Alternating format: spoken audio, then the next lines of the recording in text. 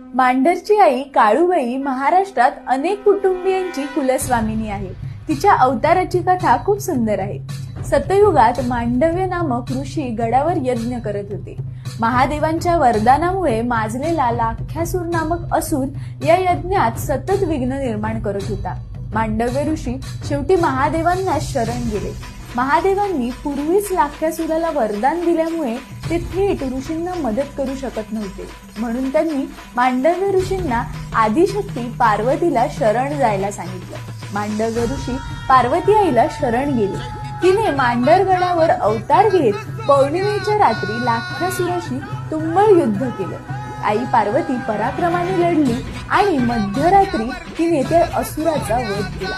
त्या दैत्याच्या रक्तापासून पुन्हा दैत्य निर्माण होऊ नये म्हणून त्याचं रक्त प्राशन केलं. भक्तांनी विनंती केल्यामुळे आई पार्वती